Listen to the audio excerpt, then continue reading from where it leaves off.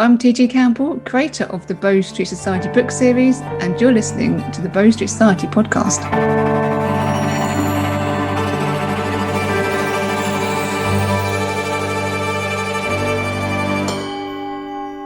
Hi everyone, and welcome to the very first Bow Street Society podcast. I am TG Campbell, author of the Bow Street Society book series. Presenting with me is the lovely Richard A. Boxshall. Hello, Richard. Hello.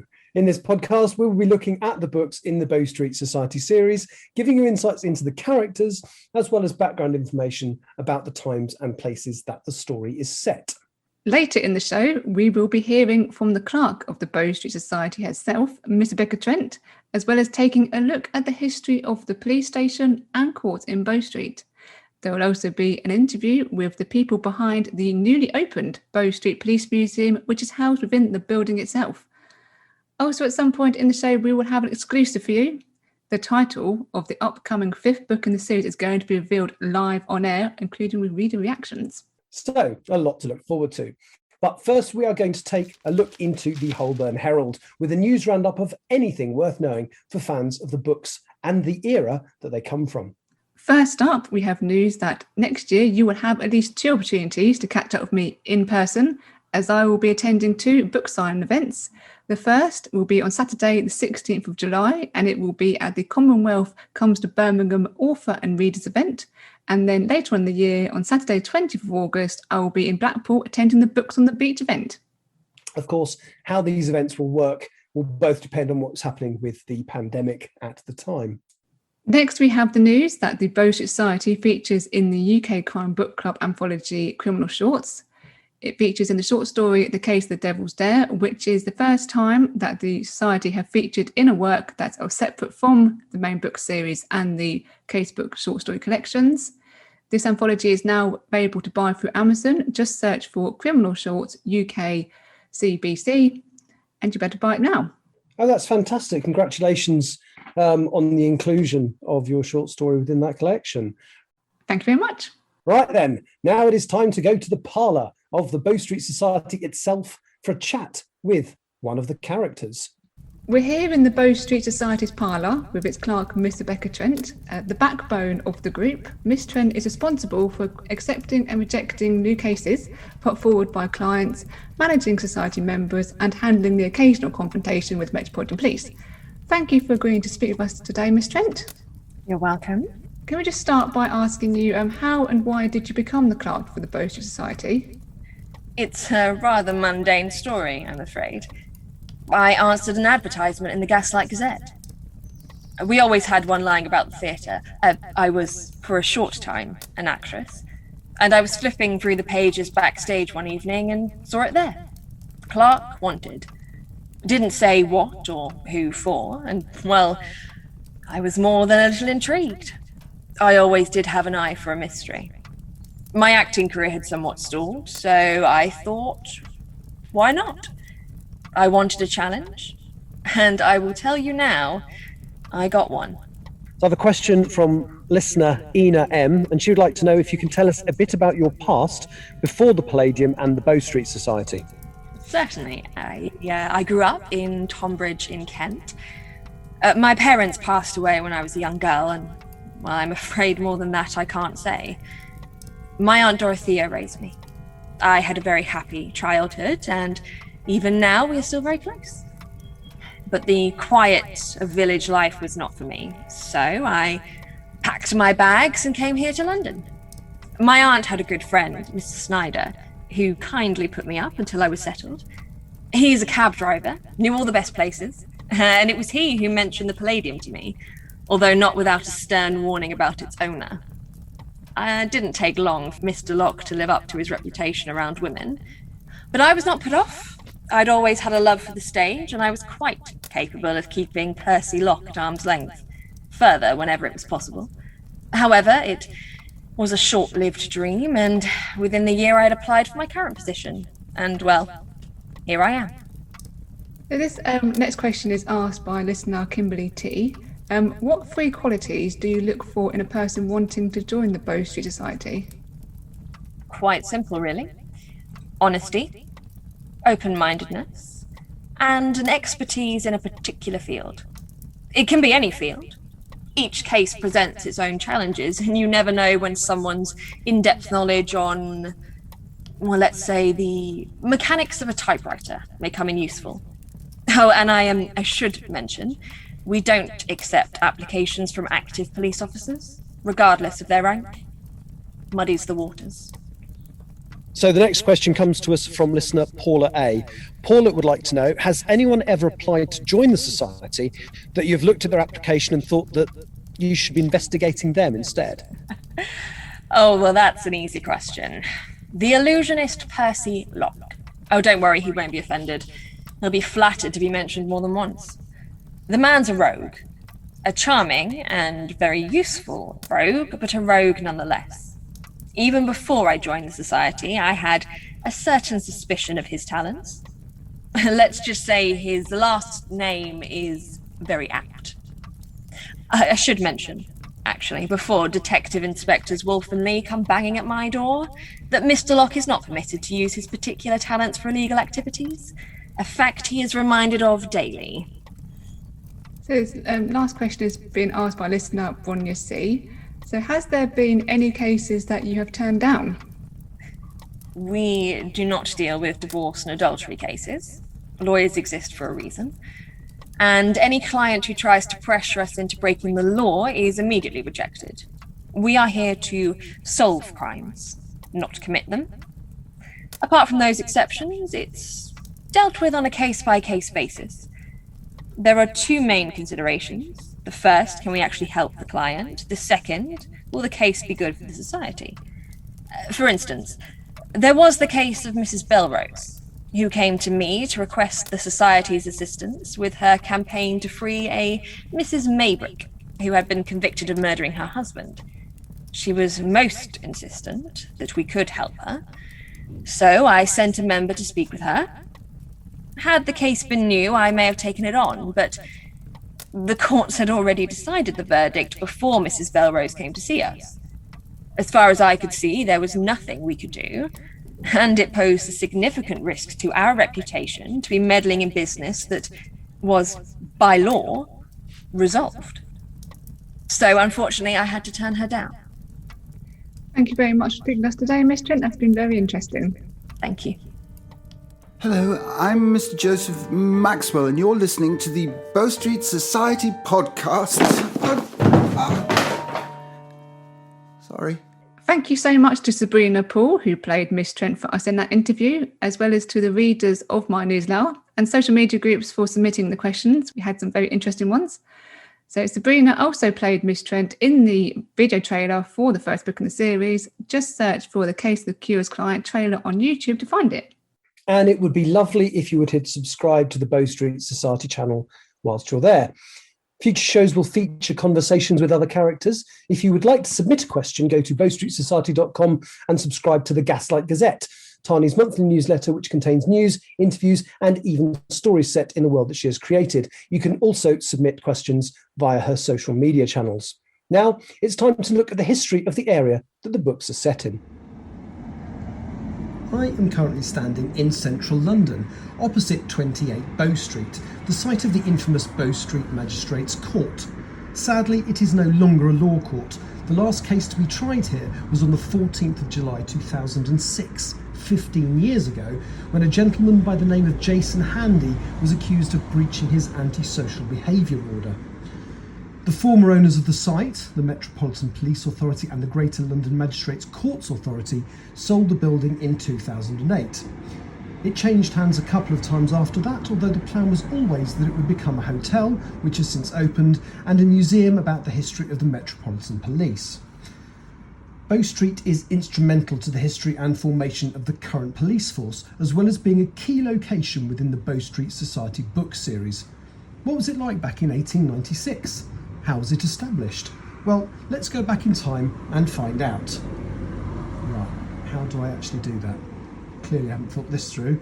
Oh, hang on. Hey, you in the ridiculously long scarf and hat. Can I have a lift?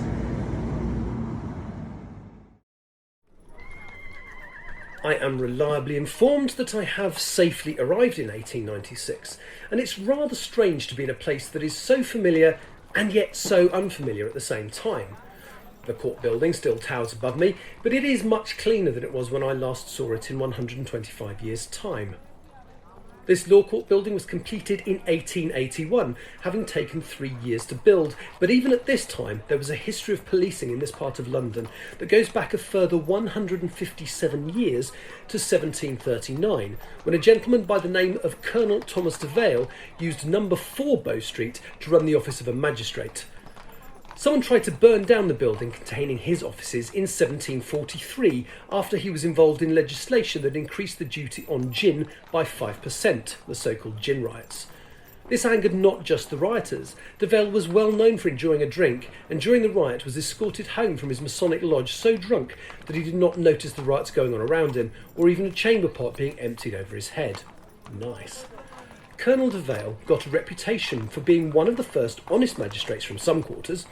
Up until this point, it was common practice for magistrates to take bribes to influence the outcome of the cases. Some sources, however, suggest that he had a penchant for prostitutes and would offer leniency in their trials in return for a freebie. Either way, one thing is certain. Colonel de Vale was one of the men that helped to create the first police force and justice system that were considered professional here in England. My goodness, you poor man. Sorry? What in heavens did those robbers do to you? Look at your trousers. They are ripped to pieces and stained a ghastly blue. Oh, your hat and coat. The only item of clothing they have left intact is your vest. Isadora, fetch a constable at once. No, I'm fine. Really, I could do with some new clothes, though. Could you recommend anywhere local? One moment. Isadora informs me that Sugger's department store on Oxford Street is a good choice. She says it's had a change in management, but is affordable.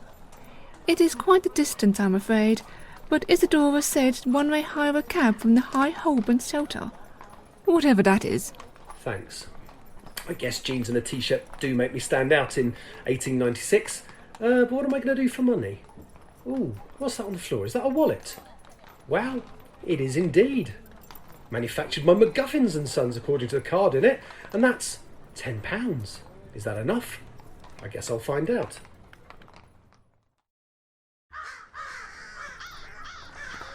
Well, after a lengthy trip to Suggett's department store and a few lurid tales from locals about the history of the place, don't buy the soap, I am back at the end of Bow Street. The aforementioned office of Colonel de Vale was occupied by various magistrates over the years. Magistrate John Paulson held the position after the death of de Vale in 1746, and he was replaced 2 years later by Henry Fielding. Henry was a fair magistrate. He did not feel that his office was there simply to make money out of the poor, and he gained a reputation for fairness and impartiality. He even took account of people's social background when making judgments, and admitted that some people in society were forced into crime because it was the only way that they could survive. The income from his office actually went down rather than up during this period, when he refused to take money from people who could not afford to pay it. His half-brother John helped him at the office, and in 1749 they set up London's very first police force, the Bow Street Runners. Before this, private citizens enforced the law, the so-called thief-takers, who solved crime and brought people to justice for a mercenary fee. It was a system open to corruption, so having a professional group was a huge step forward. Their job was initially to issue writs and make arrests. They were not visibly walking a beat like modern police. There were, however, issues. Some were still behaving like the thief-takers and were just as corrupt, and they only got paid with money from rewards on recovered stolen property. In 1753, the Bow Street Runners almost fell apart. They stopped performing their thief-catching roles, and when the Secretary of State asked for Henry Fielding's advice on what to do to reduce the amount of money being paid out by the government in rewards, he suggested an increase in his budget to, amongst other things, pay his runners. He also used the money to advertise their activities and encourage the public to report crimes to his office, as well as pay clerks to keep records on everything that happened, although they were not employed on a permanent basis. Henry died in Portugal in 1754. It is believed that his commitment to justice had an impact on his health. He was in Portugal to get a cure for one of his ailments, and died a couple of months later in pain and mental distress. His half-brother, Sir John, was appointed his successor and continued the work that Henry had started. Because he was blind, he was nicknamed the Blind Beak of Bow. Sir John managed to negotiate a substantial increase in funds for his runners. In 1753, Henry was receiving £200 per year. By 1765, under Sir John, it had gone up to £600 per year. Sir John had 6 officers whose job was to investigate and make arrests, and he could now also afford permanent clerks for the office as well. Number 4 Bow Street was not a 24-hour operation like the police we know today, but it came close. It was described as being open for most of the day, most days, and when Sir John was not present, there was someone there who offences could be reported to. It was during this time that records about crimes and criminals were combined, creating the first criminal database that officers could use to help them. Sir John also set up the first courtrooms as we know them today, where suspects could be examined and with an audience present. Number 4 Bow Street was no longer just the house of the magistrates, it was now the Bow Street Magistrates' Court. Many justices worked there, and it stayed open for long hours.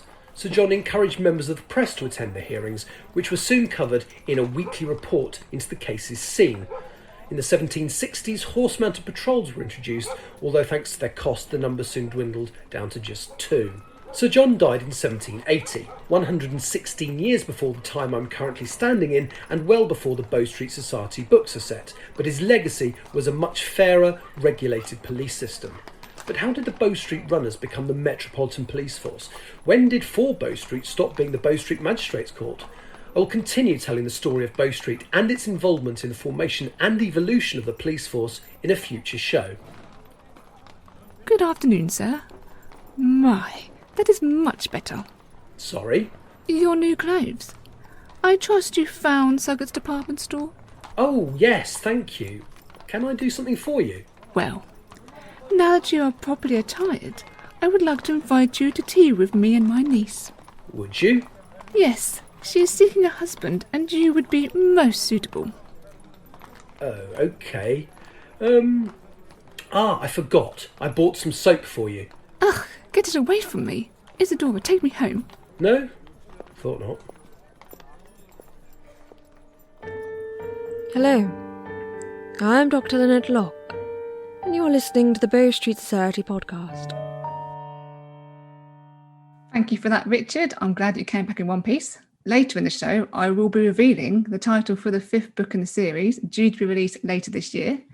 Now, though, we are very excited to be joined by manager Vicki Pipe and independent curator Jen Kavanagh from the Bow Street Police Museum.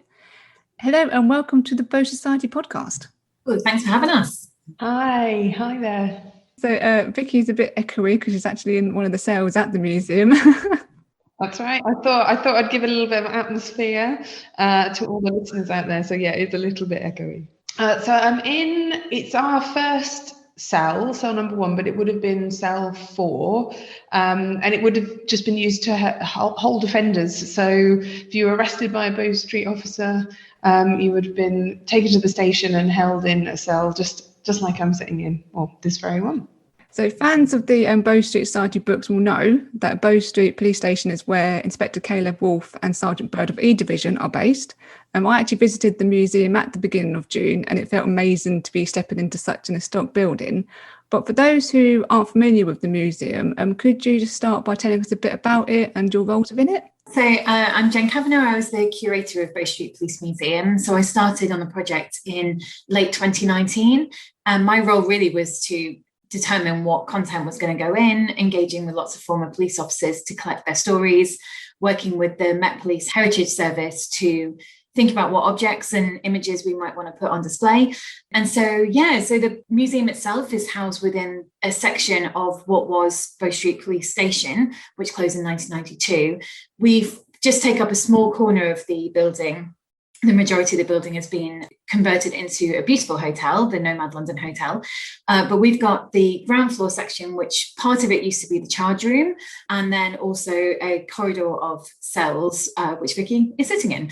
I'm Vicki. I'm the museum manager. I joined the project towards the end of 2020. And so my role is to make sure the day-to-day running and operations of the museum run smoothly. And a key part of that is about developing events, workshops, guided tours, a programme of different activities for people to join in and for us to explore the stories and narratives that have been set up by Jen in the content and the exhibitions that are on display. Obviously, it sort of focuses on, like you say, the police station, the history of the Bow Street, but is it aimed at a particular age range? The content we have suggested is for people who are 12 years and over.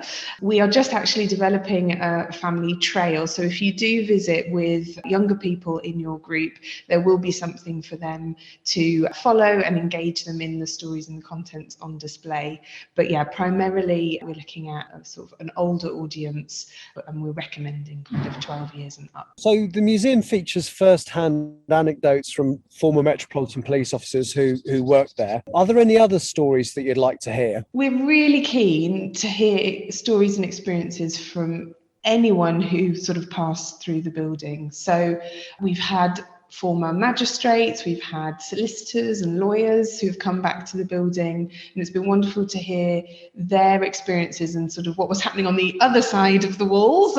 But it would also be wonderful in time to speak to people who perhaps found themselves locked up in the cells for whatever reason. It would be great to hear their experiences as well. We're really keen to develop a sort of rounded view of what was taking place in this building from all kinds of different perspectives. A question just for Jen. So how did you decide what to include in the museum or what to not include, as the case may be, when you were sort of looking at different things, they say, from the Heritage Service, and also looking at the space that you had? Yeah, so we're quite limited in space, but we're very much not limited in terms of the breadth of history that the museum covers. So it was quite challenging to begin to unpick where we start, really. So I wanted visitors to come into the building and really get a sense of place and really understand what working life was like within those four walls of the police station itself, and also how that connected with the magistrates' court. But obviously, the history of policing on Bow Street predates the Metropolitan Police, very much predates the building that we're in. And so I also really wanted to give an insight into those Bow Street beginnings. How did the police service evolve and what was happening on Bow Street way back in the 18th century, all the way up until the point in which the Met were formed, and then what happened once the doors of number 28 Bow Street opened. So there was sort of quite a lot to cover. I also really wanted people to understand the relationship between the police station and magistrates' court. I didn't want people coming in and getting really excited in the cells and thinking, oh, this is, where the Crays spent the night, or, thinking about some of those really notorious cases that passed through the magistrates' court, which were very separate to what was taking place at the police station. So there was lots of sort of unpicking to do, but I really wanted to give a very top level introduction, I suppose, to all of that and ensure all of that history was captured in some way. So some of the objects we have on display link to very early policing in London, and we've loaned a hand rattle, a hand lantern, for example, from the Met to give an insight into, very basic kit that the officers were using well back in the 18th century. And early 19th century. We also wanted to ensure that there was some material related to the Bow Street runners on display. So we have some really lovely illustrations and some pictures, but we didn't have many objects. And so we've ended up commissioning a replica Bow Street runners uniform. As far as we are aware, there isn't one in existence, but if anybody knows of one, please let us know. We would love to see it. So we had to commission that based on historical records and accounts that we could find, but we did manage to loan the Bow Street cutlass, so a sort of sword that the officers would have carried with them, and that's engraved with Bow Street, so that's our sort of prize object, I suppose. So there's just a huge amount of history to try and cover, but we wanted to try and give as much diversity as possible within the content. I remember when me and my friend went to the museum, she was actually quite sort of impressed by the cutlass. She was like, that's a massive weapon to be having, somebody who's was enforcing the law, and so that was something that, and she thought and we both thought that the actual replica uniform was beautiful in the displays case. It's really sort of something you wouldn't necessarily expect to see, I think. So that was really nice. And you said that it was a lot of the objects aren't in existence anymore. So did you find it quite difficult to actually find exhibits for the museum? We did, yeah. We, working with the Met, they knew that they had some objects, but the development of the museum also coincided with a huge object move that the Metropolitan Police Heritage Service are doing. So it wasn't ideal timing for them to be really delving into their archives, because they were just really, just very, very busy. So we are sort of hoping now that they've moved their collection to their new site, that actually material will be uncovered. But in the meantime, in terms of the more contemporary material, it was through the collaboration with the former police officers that we managed to find those sort of everyday working life items, so that the pocketbooks and beat maps, the truncheons and handcuffs, again, just to give visitors an understanding of the era that the Bow Street was operating and what police would have had with them, which I think is quite different to modern policing and maybe a surprise to some of our younger visitors. Does that cover up until the point they closed? So would you have objects that were contemporary in, what did you say, it closed 1992? Yes, yeah. So we worked with officers, many of whom were there when the doors closed in 1992, and they transferred over to Charing Cross Police Station. So yeah, we have items that they were using right up until their last day of service, as well as sort of a invitation to the opening of Charing Cross Police Station, a few sort of commemorative pin badges that people made to mark the closing of Bow Street. So we really wanted to give that really full history of the building itself as well. So you mentioned that obviously there was certain items that you did loan from the Metropolitan Police Historic Service. Could you both tell us a bit more about those in particular, or specifically that you have been loaned from that organisation? Yeah, so one of the objects that we have on loan is a sign that was screwed to the wall outside the public entrance to the police station. It just says Bow Street Police Station. It's a sort of brass sign. And it was quite a moment when it came back into the building, actually, when we put it in the display case. It was like, oh, it's come home, it's come home. Yeah. And there's an interesting story around the sign. So on the last day, when the doors closed in 92, former officer David Allen was instructed by his superior to remove the sign. So he unscrewed it from the building, and it spent time in Charing Cross Police Station in one of their meeting rooms. Before it was put up, though, David decided it needed to have a little bit of a clean, but he couldn't get it as shiny as he would have liked using just household products. So he took it to a sports trophy shop where they gleaned it beautifully for him. Yeah, so that it was as good as new. So it's not a traditional method of conservation cleaning, but it seemed to have done the trick. It looks fantastic back on display. Dave actually features in the museum, doesn't he? In the video that you're talking to the former police officers, and I've actually had the privilege to actually speak to Dave myself and have a chat with him. You can talk to him for hours. It's all that side of things very much sort of fascinates me, and I think that's very much what people visiting the museum will find just interesting, actually, to hear the stories of people who actually work there, and so it's a living history of such a historic building. So yeah, absolutely. Dave has been so incredible, and Jen, you worked quite closely with Dave in developing the content, and he's run a newsletter about Bow Street for many, many years, connecting with lots of former officers. Been such a great support to the development of the museum. And that newsletter was so key to help me find people I could do the oral history interviews with and source objects and images from, as well as feature in the film. So yeah, it's been so wonderful that there's this sort of network of people who have these amazing experiences of working at Bow Street for decades. I interviewed somebody that worked there in the 1950s, which was amazing. I was going to ask a question about that, because obviously first-hand experience, you can only sort of go back one human lifespan, but that's fantastic you managed to get people from that far back. That's amazing. Yeah, I think we ended up spanning pretty much every decade from the 50s to the 90s. And it was amazing to just hear that sort of real shift in terms of women's roles, for example, and the fact that integration only came in the 1970s. And so the ways in which women's roles changed at Bow Street, and also the real shift in terms of diversifying the police force, with Norwell Roberts, the Met's first black officer, only joining in the 1960s. So it is amazing what was happening, and the fact that, I was interviewing people who were working in a service where women weren't in frontline roles and there were no Black and Asian officers. It was almost impossible to fathom. So it was amazing to hear that huge range of experience. I think it was only 1999 that they officially dropped the term WPC and everybody was just called PC, which is absolutely crazy.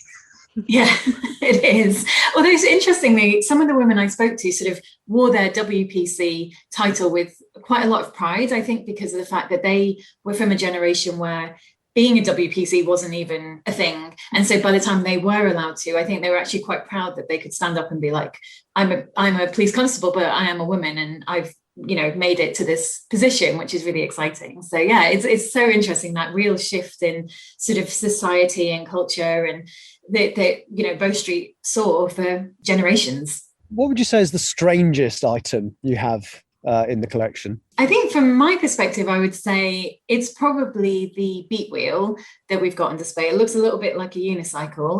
It's quite, I think it sort of is quite an interesting conversation starter from the museum, because the beats is just such a significant part of working life for PCs, and particularly with Bow Street covering such an interesting ground in London, of going across down the Strand to Trafalgar Square, but then Chinatown and Leicester Square and Theatrelands, obviously at one point Covent Garden Market, all being part of that beat within a short walk from the police station.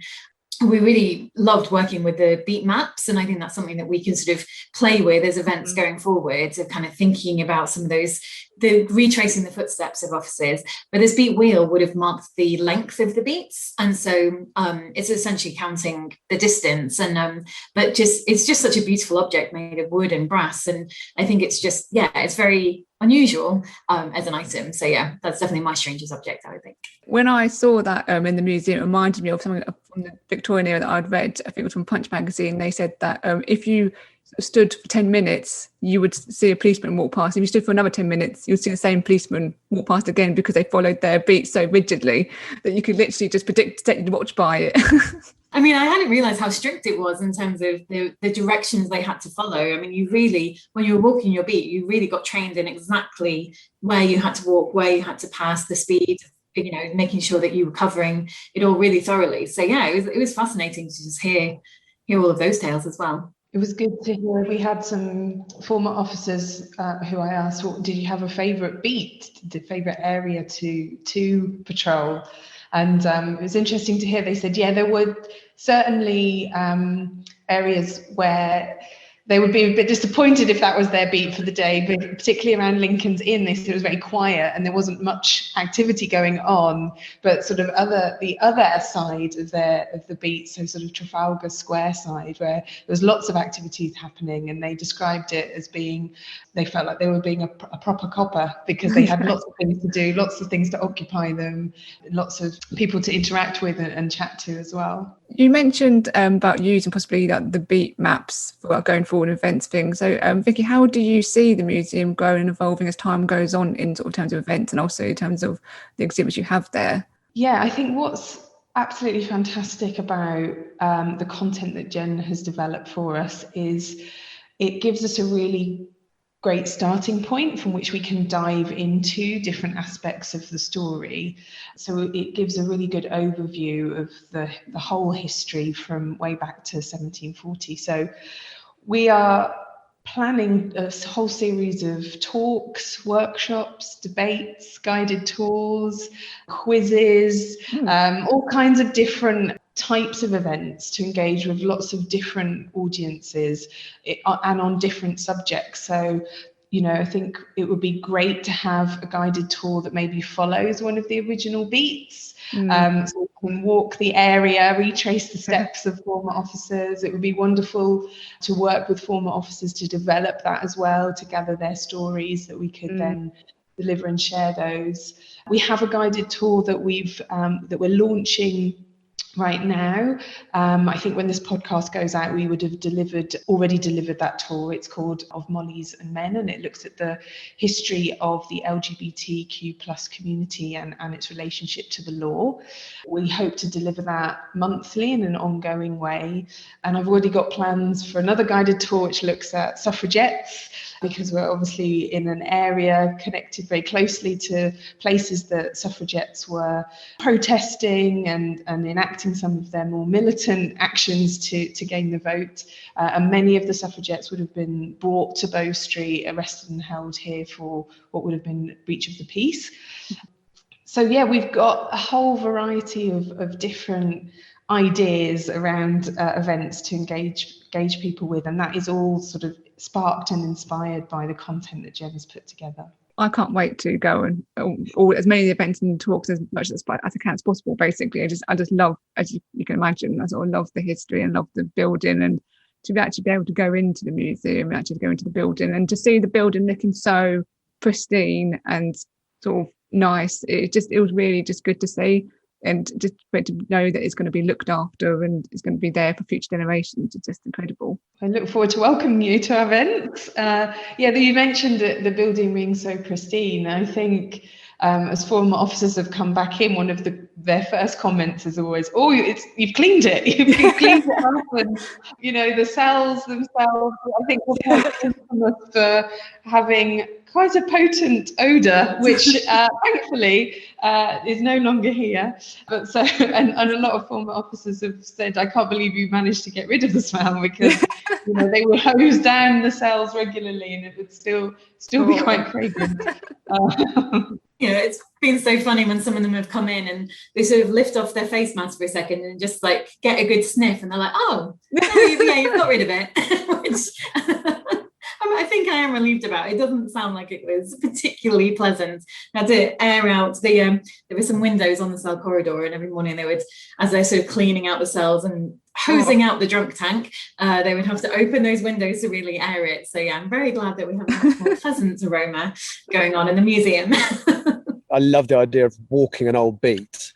So I will definitely, when you organise those, I will definitely be coming along to one of those. What would you say would be your most enduring memory of creating the Bow Street Police Museum? I think from my perspective, it's just been working with such an interesting group of people. All of the work that I do, I specialise in community and contemporary history. So I tend to work directly with the people who have the stories and the histories and experiences to share.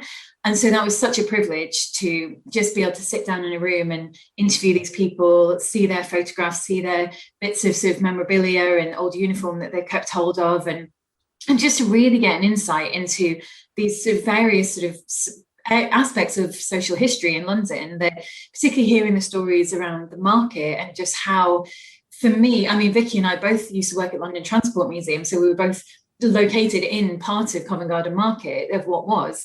And I almost find it just completely impossible to comprehend what Covent Garden must have been like, and how sort of traffic was at absolute standstill. It was complete gridlock around 11, 12 at night, because you had all theatre land sort of kicking out, but all the market traders coming in. And I find that just so incredible to think that there's been this real evolution of this area of London. So just hearing those stories, and the stories around the IRA bombings that officers encountered on quite a regular basis at one period of time, and those who, like I mentioned, Norwell Roberts and also Lee Jane Yates, who Lee Jane was the Met's first female Chinese officer, and the challenges around them joining the police and how they overcame those and had a real determination to succeed in their careers, and just such inspiring stories and fascinating stories. So I definitely will be taking all of that away with me. It was a real honour to meet all of those people. I think similarly for me, and I'm excited about the future and all of these sort of things to come. But so far, it has been meeting former officers. So I joined slightly later, so Jen did all the sort of in-depth work with the former officers before I joined the project. But since I've been here, having former officers walk through the door, and there is that moment where I'm aware they're seeing something very different to what I'm seeing. They are merging together their memories and of what the building used to look like with what they're seeing in front of them now. And sometimes they're just like, "Oh, this used to be the charge room, and oh, this happened here, and wasn't there a wall? Oh no, maybe there wasn't a wall there. Maybe the stairs were. Oh, where were the stairs?" And they're like sort of like replotting the whole space right before your eyes. And it is just wonderful to see that, and to hear sort of more and more anecdotes as people come through the door, and sort of really bringing the space to life even more. And that's something that I hope will continue. It's been one of my favourite things to experience so far. I just hope that more people will return and do exactly the same. We can just keep gathering those stories. If you could travel back in time to the Bow Street Police Station and Magistrates Court of 1896, would you, and why? I think I would for sort of the reasons Vicki was just saying, that I really want to go back into that building as it was when it first opened, and see sort of what operation was like and who was doing what and how was the building laid out. It's so difficult to imagine when you're walking into this beautiful hotel. And although I've seen some photographs, obviously the era in which Bow Street was operating as a working court and police service wasn't really a time where people were just sort of taking photographs at the sort of pace that we do today with our mobile phones. So although we have some images of working life, we don't have that many. We don't have that many pictures of the inside of the station. I managed to find a couple from the canteen, but the canteen, it was just such a hub of activity and community within the station. And so just to be able to sort of, go back, and I would love to go back at various points, I think, in time and just see how it evolved and all those changes being made, and maybe go and have some of the boiled egg curry that someone mentioned was quite a delicacy from the canteen, just to see what it was really like.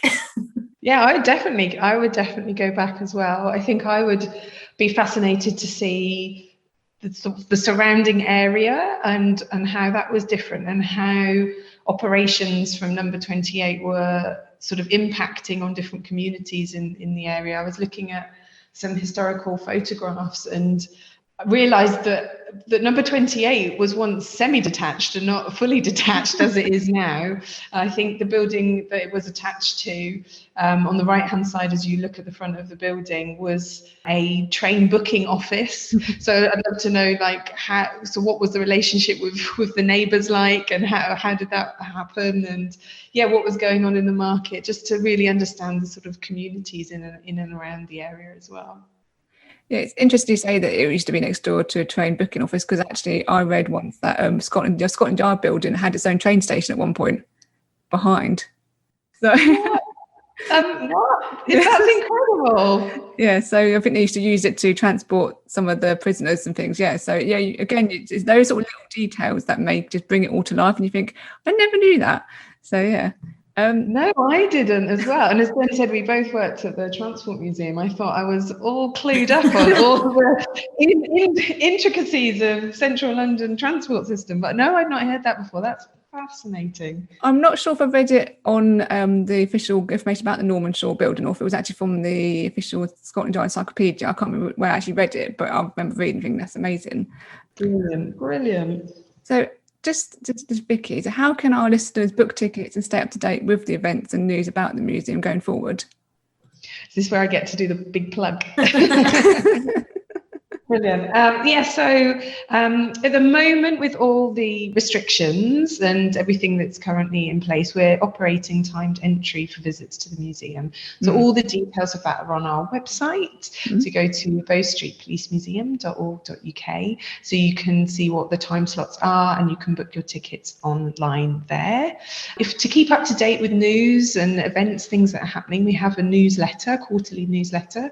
You can sign up for that on our website. We also have social media too, so we're on Instagram and Twitter, so you can search and find us on there, and you can follow us along, and we put regular updates, and any new events and things that are happening we'll post on there too. You also have a lovely range of merchandise as well that I saw when I was in the museum, and also I was proud owner of your mug, which was featured in my mug maze. So if you get to go to the museum, I definitely recommend having a look there as well. Because obviously your colour scheme is sort of black and orange, isn't it? Did you want to just explain why you chose that particular colour scheme? Yeah, we worked with the arts agency, branding agency that were working with the Siddell Group on developing Nomad London. We really wanted to ensure that we were sort of in keeping with the sophistication of the hotel, but also giving ourselves our own sort of identity.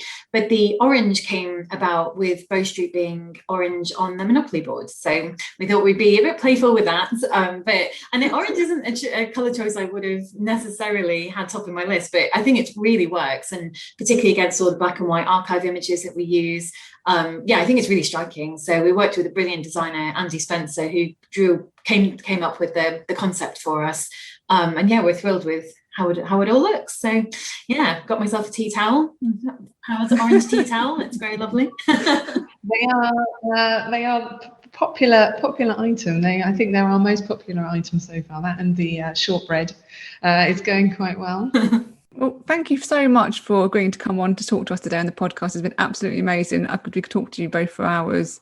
And I'm sure our listeners will definitely be booking their tickets to come and have a look down in the museum and to go to on the events and the walking tours. So yes, thank you very much for being here today. Thank you. Thank you. Thank you for having us. Since we recorded the interview, they have released further dates for the Of Molly's and Men walking tour for August, September, October and November. To get more information and to book tickets, go to their website, bowstreetpolicemuseum.org.uk, and click on the Visit tab for details of the upcoming events. I'm really glad they've extended that because it's one of the walking tours I would very much like to go on. Oh, this is all very exciting. I'm Richard A. Boxshall, and you're listening to the Bow Street Society podcast. And now it's time for the final part of the show, where I am going to reveal the title of the forthcoming Bow Street Society book. Joining us for this moment are Ina and Rita, who are fans of the series. We have invited you onto the show because we are interested in your reactions to the title. By the way, this is an exclusive. Tani will not be revealing this title elsewhere until next month's Gaslight Gazette newsletter. So until August, you can literally only hear it here. So just out of curiosity, what are you both hoping to see in book 5? Well, Mr. Maxwell is my favourite character.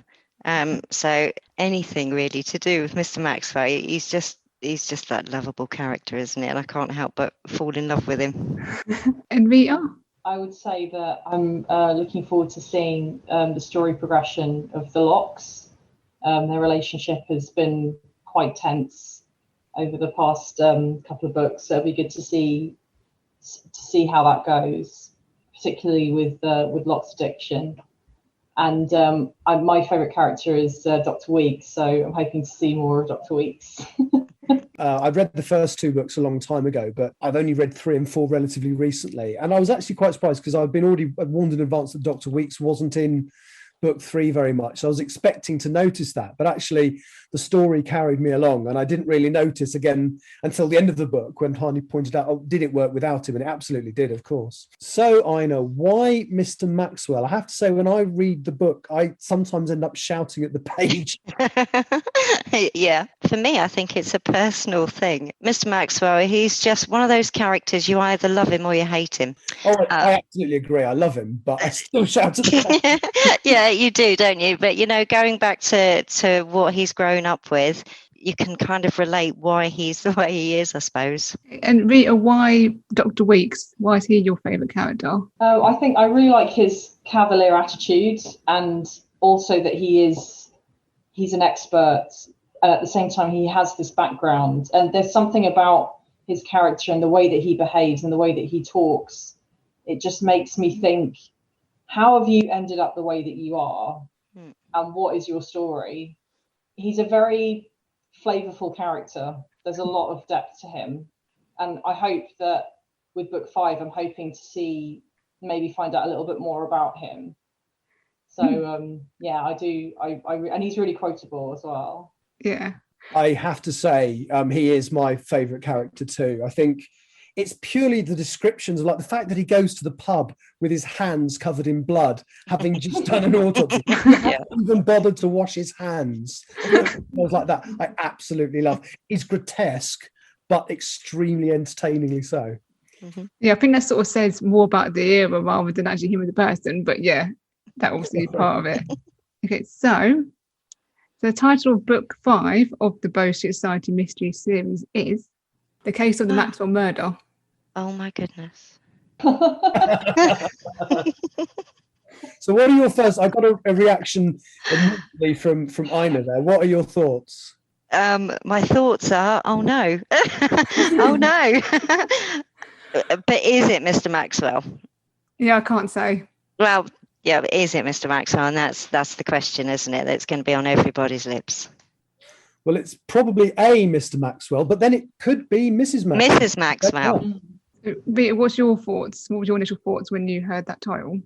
Well, yeah, it could be any of them. In many ways, I really hope it's his dad because he's a real dick.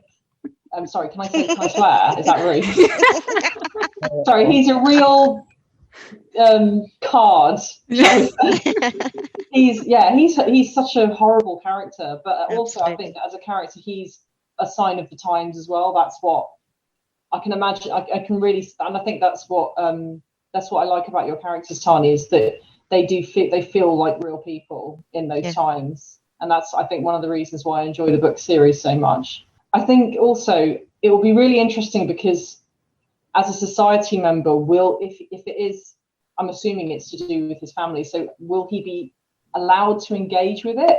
Because usually, I think, and correct me if I'm wrong, Tani, you'll know more about this than I do, but would there be a conflict of interest there, and will he have to stay away from it? My guess, and this is, I know as much as you guys know, my guess is that he's going to be a suspect. Well, yes, that's interesting. Yeah. Very. You know what? I never thought of that. That's true, actually. He could actually be a suspect. Maybe he's got fed up and maybe did his dad in. Can't blame him. Well, yeah, all the stress that he put his son through, and also Miss Dexter as well. I'm very, very excited. So you excited about it as well, Anna, or are you a bit now? Oh no, I can't wait. I just want to know when it's there. Come on, just tell us when it's going to be released. So in terms of when the book will be released, that will be announced shortly. It's finished. It's ready to go to the beta readers. So the cover of the book will be announced in the August Gaslight Gazette as well. And then there'll be a special edition of the Gaslight Gazette with the pre-order link when the actual date is released for the book itself. So that's it for this episode. I'd like to thank everyone who has taken part, including those who have submitted questions for the character interviews. On the next episode, which will be coming out on the 10th of September, we will, amongst other things, be interviewing the character of Joseph Maxwell and talking a bit more about the case of the Maxwell murder, which will be out that month as well. I can't wait. See you next time. Goodbye. And goodbye. You have been listening to the Bow Street Society podcast. It was written and presented by T.G. Campbell and Richard A. Boxshall. Special thanks to all the contributors, including Sabrina Poole, Phil Rowe and Jaden Brownliff. You can find out more about the Bow Street Society series by T.G. Campbell at bowstreetsociety.com. You can also find out more through social media. Search for Bow Street Society on Facebook, Twitter, Instagram and YouTube. Thank you for listening. All podcast content is the intellectual property of T.G. Campbell.